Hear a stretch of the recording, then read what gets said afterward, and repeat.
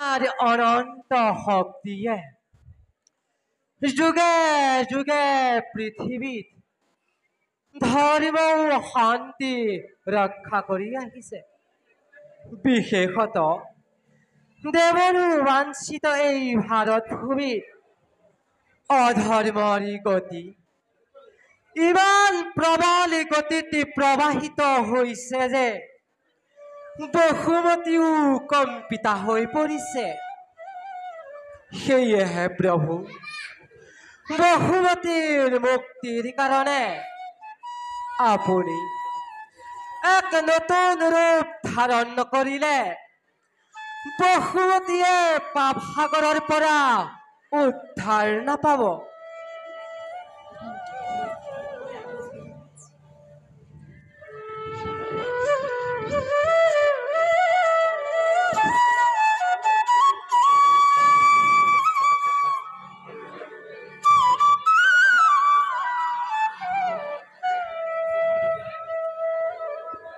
প্ৰভু আপোনাৰ শ্ৰীৰ চৰণত এই দুখিনী ভক্তি অঞ্জলি অৰ্পণ কৰিছোঁ।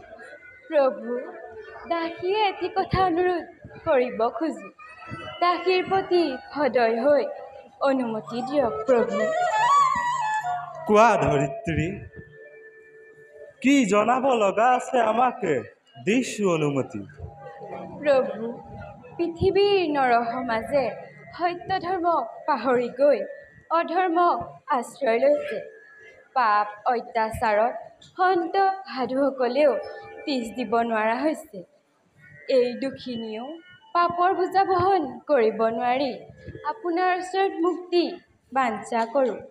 আপুনি পৃথিৱীত এক নতুন অৱতাৰী পুৰুষ ৰূপে অৱতীৰ্ণ হৈ এই অভাগিনীক মুক্তি দিয়ক। প্ৰভু শুনা ধৰিত্ৰী,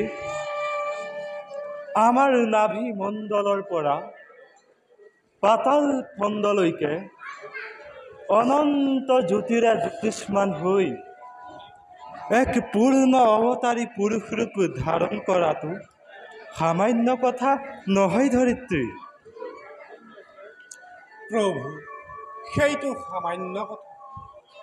বসুমতীৰ মুক্তিৰ কাৰণে আপুনি এক অৱতাৰ পুৰুষ ৰূপে জন্মগ্ৰহণ কৰিলে ব্ৰহ্মা, বিষ্ণু আৰু এই ৰুদ্ৰৰ মহাতেজ নিস্তেজ হৈ পৰিব।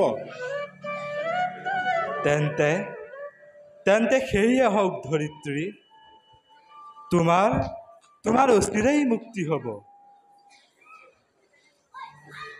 বসুমতীৰ বুকুৰ পৰা পাপ ভাৰ নাশি দুৰ্জনক দমন আৰু সজ্জনক উদ্ধাৰ কৰিবৰ হেতু আমি পৃথিৱীৰ বুকুত বসুদেৱৰ গৃহত দৈৱকীৰ উদৰতে অৱতাৰ গ্ৰহণ কৰি মোৰ শক্তিৰূপা যোগমায়াই গোকুলৰ যশোদাৰ গৰ্ভত জন্মগ্ৰহণ কৰি মোৰ কাৰ্যৰ সহায়ক হ'ব। মোৰ অনন্ত শক্তি দৈৱকীৰ হৃদয়ত স্থিতি হৈ যোগমায়াৰ সহযোগত ৰোহিণীৰ গৰ্ভত ৰাম ৰূপে অৱতাৰ হ'ব। মোৰ এই লীলা অৱতাৰৰ কাৰণে তোমালোকো পৃথিৱীত জাত হ'ব লাগিব। হে ধৰিত্ৰী আৰু দেৱতাসকল, পৃথিৱীৰ পাপ ভাৰ মোচনৰ কাৰণে ভগৱান নিজেই বসুদেৱৰ গৃহত দৈৱকীৰ উদৰত জন্মগ্ৰহণ কৰিব। দেৱতাসকল, ভগৱানৰ লীলা অৱতাৰৰ কাৰণে তোমালোকো পৃথিৱীত জাত হ'ব লাগিব। তেওঁ পূৰ্ণ অৱতাৰৰ আগতে অনন্ত ৰাম ৰূপে জন্মগ্ৰহণ কৰিব। বিষ্ণুৰ আদেশত ভগৱতী যোগমায়াই পৃথিৱীত জন্মগ্ৰহণ কৰি তেওঁ কাৰ্যৰ সহায়ক হ'ব। চিন্তা নাই ধৰা দেৱী, তোমাৰ মুক্তি অচিৰেই হ'ব। যোৱা ধৰিত্ৰী, এই কাৰ্য সমাধা কৰিবৰ কাৰণে আমি যোগমায়া আৰু নাৰদক আহ্বান কৰোঁ। তেওঁলোক আহি পালেই আমাৰ সকলো কাৰ্য সমাধা হ'ব। অনুগৃহতা হলো প্ৰভু। এতিয়া আমি বিদাহে মাগিছোঁ। যোৱা ধৰিত্ৰী।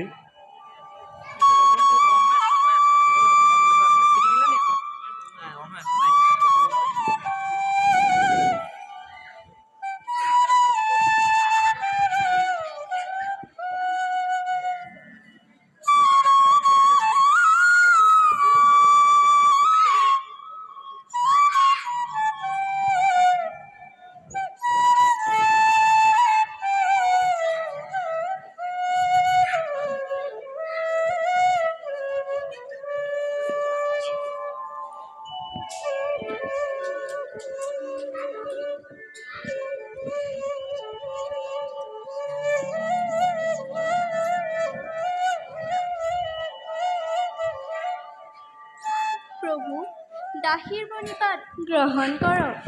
কওকচোন প্ৰভু, দাসীয়েনো কি কাৰ্য সমাধা কৰিব লাগে? শুনা মায়া, বসুমতীৰ মুক্তিৰ কাৰণে আমি এক নতুন উপায় অৱলম্বন কৰিব খুজিছোঁ। এই কাৰ্যত তোমাৰ সহায়ৰ অতি প্ৰয়োজন হৈছে মায়া। তুমি গোকুলৰ নন্দৰ গৃহত যশোদাৰ গৰ্ভত জন্মগ্ৰহণ কৰিব লাগিব। তেতিয়াহে আমাৰ সকলো কাৰ্য সমাধা হ'ব। প্ৰভু, দাসীৰ প্ৰতি এনে কঠোৰ আদেশ কিয়?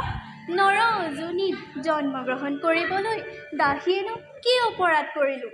অকল তুমিয়েই নহয় মায়া, আমি নিজেও মথুৰাৰ ৰজা কংসৰ পোতাশালত বসুদেৱৰ পত্নী দৈৱকীৰ গৰ্ভত জন্মগ্ৰহণ কৰিম।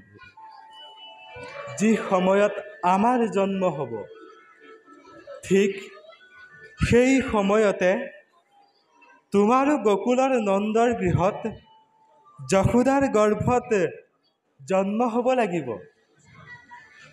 দুষ্ট কংসৰ ভয়ত আমাক পলুৱাই নি নন্দৰ গৃহত ৰাখিব আৰু তোমাক আনি আমাৰ পৰিৱৰ্তে দৈৱকীৰ কোলাত ৰাখিব। দুষ্ট কংসই দৈৱকীৰ অষ্টম সন্তান ভাবি তোমাক শিলত আছাৰি মাৰিবলৈ উদ্যত হ'ব। ঠিক সেই সময়তে তুমি তোমাৰ মায়া শক্তিৰ বলেৰে সৌ মহাকাশলৈ উৰি গুচি যাবা। প্ৰভু, যাৰ দৰ্শনে কোটি কোটি ব্ৰহ্মাণ্ড মহাপাপ মোচন হয়, সেই বিষ্ণু পুত পুত ৰজৰে পবিত্ৰ হ'ব ধৰা তেনেস্থলত দেৱতাৰ জন্ম কিয় হ'ব লাগে? যোগমায়া, অস্ত্ৰ প্ৰকৃতি আদি পৃথিৱীত জাত হোৱাৰ প্ৰয়োজন কিয়? হে ৰুদ্ৰ, মই সৃষ্টিকৰ্তা। মোৰ নিজৰে সৃষ্টিৰ ৰহস্যৰ উৎঘাটন শক্তি হোৱা নাই। জগত কৰ্মময়।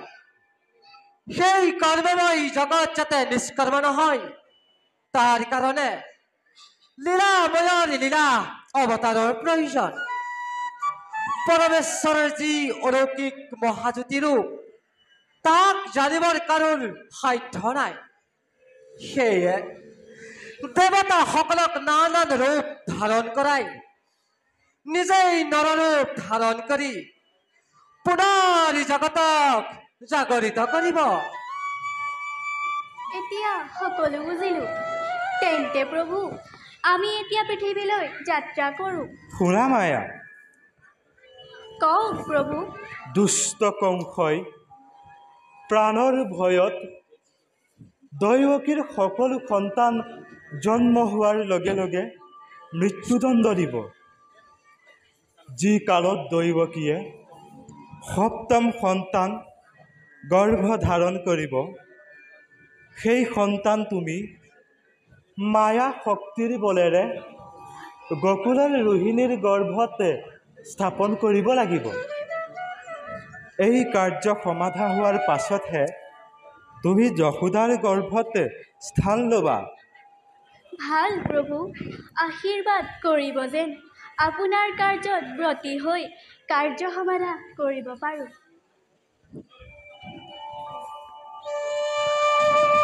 প্ৰভু, আপোনাৰ কাৰ্যৰ যোজনা দেখি আচৰিত নহৈ নোৱাৰি।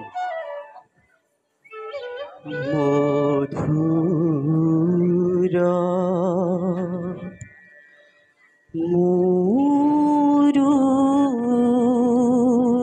তিমোৰাৰো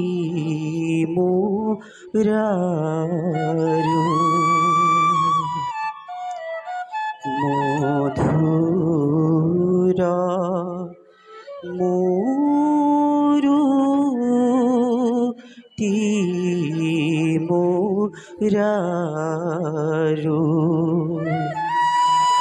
মন দেখ হৃদয়ৰে হামাৰো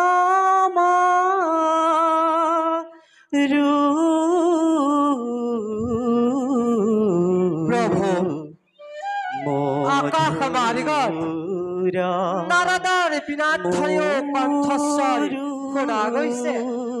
হয়, আমিয়েই তেওঁক আহ্বান কৰিছোঁ। ৰূপে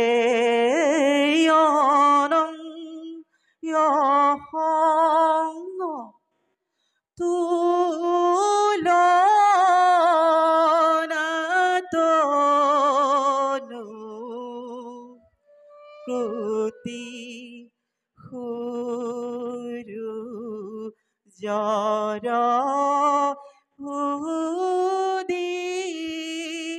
উদিয়াইৰু মধুৰা মোৰো তিমোৰাৰো।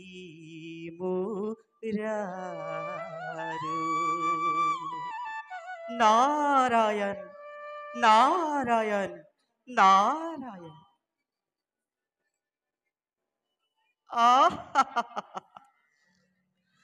কি সুন্দৰ সমাৱেশ, যাকে দৰ্শন পাবলৈ কোটি কোটি বৰ্ষ তপস্যা কৰিও দৰ্শন নাপায়।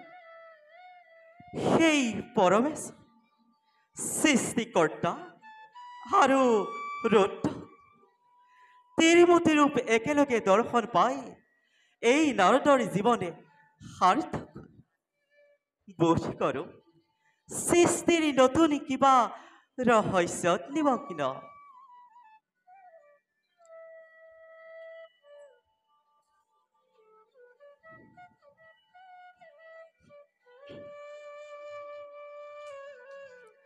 নাৰায়ণ নাৰায়ণ নাৰায়ণ। হে প্ৰভু, আপোনাৰ স্মৰণ বুজি আপোনাৰ অনুগ্ৰহতাৰ বাবে এই দাসনদিয়াতে উপস্থিত হৈছোঁ।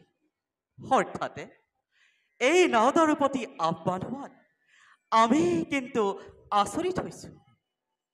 প্ৰভু, আমাৰ কৰ্তব্যও কিঞ্চিত মানুহ যদি আপোনাক উপকাৰ কৰিব পাৰে তেন্তে এই নাৰদৰ জীৱনে সাৰ্থক হ'ব। প্ৰভু, শুনা নাৰদ, কওক প্ৰভু।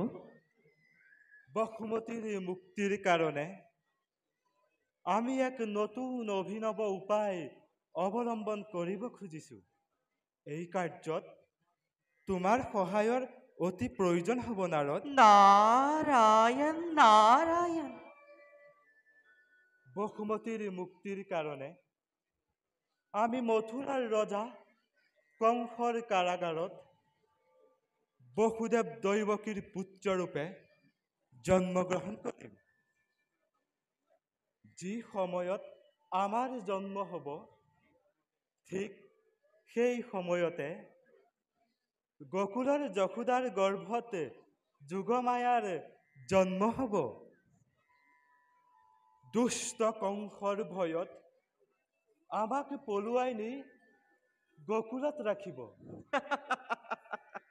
আৰু যোগমায়াক আনি আমাৰ পৰিৱৰ্তে দৈৱকীৰ কোলাত ৰাখিব। দুষ্ট কংসই প্ৰাণ ৰক্ষাৰ হেতু দৈৱকীৰ অষ্টম সন্তান ভাবি যোগমায়াক শিলত আছাৰি মাৰিবলৈ উদ্যত হ'ব। নাৰায়ণ নাৰায়ণ। ঠিক সেই সময়তে যোগমায়াই মায়া শক্তিৰ বলেৰে সৌ মহাকাশলৈ উৰি গুচি যাব। ইফালে আমিও নন্দৰ গৃহত যশোদাৰ পুত্ৰৰূপে তেওঁলোকৰ মনোবাঞ্ছা পূৰ্ণ কৰি ব্ৰজবাসীক লগত লৈ গকুল বৃন্দাবনত গোচাৰণ কৰি প্ৰভু শৰতৰ পূৰ্ণিমা ৰাত্ৰিত যমুনাৰ বালিত ব্ৰজংগনাসকলক লগত লৈ ৰাসলীলা কৰিম আৰু তাৰ পাছত মথুৰালৈ গৈ মাতুল কংসক বধ কৰিম। এই কাৰ্যত তোমাৰ বিনা হৰিধ্বনিৰ অতি প্ৰয়োজন হ'ব নাৰদ। নারায়ণ নারায়ণ। নারায়ণে বালক রূপ লই বকুলি বৃন্দাবনতে গোসান করিবে। যমুনার তীর বৃন্দাবনত ব্রজঙ্গনা সকলকে লগত লৈ রাসলীলাও করিব। কি যে সেই মধুৰী দৃশ্য হ'ব তাকেই চাই চাই এই নাৰদৰ জীৱনে সাৰ্থক হ'ব। সৃষ্টিৰ নতুন পাতনি মেলি নাৰদকো যেতিয়া নাৰায়ণৰ কৰ্মপন্থাত লগাইছে তেন্তে আমাৰে সৌভাগ্য। হে নাৰায়ণ, জগতৰে হীৰাই হীৰাই হৰিৰ ধ্বনি আজি স্তব্ধ হৈ ৰৈছে। অপাৰী কৰোণা ৰাশি বিচাৰি পৃথিৱী সন্ত সমাজে অনন্ত মূৰ্তিত ধ্যানস্থ হৈছে। এইবাৰ তেন্তে পৃথিৱী ৰক্ষা ভাৰে অনন্তৰূপী নাৰায়ণ পদে পৰিছে।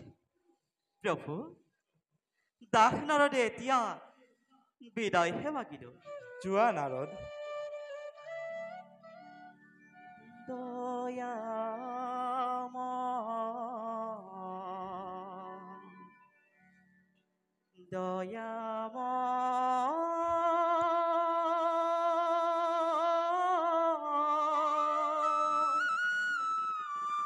তোমার মহিমা বিপরীতা, তুমি যদি দয়া করা মোরা কুজি আইব পারা, সরসর মায়ারে কল্পিত দয়াময় দয়াময়,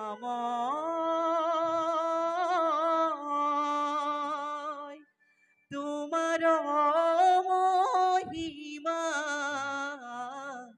বিপরীতা। নারায়ণ নারায়ণ নারায়ণ। দেৱতাসকল, প্ৰভু, এক প্ৰকাৰে আমাৰ কৰ্তব্য আৰম্ভ কৰিব পৰা হ'ল। কিছুদিন মানৱ কৰ্ম প্ৰেৰণালৈ লক্ষ্য ৰাখি স্বকাৰ্যত ব্ৰতী হোৱা যাওক।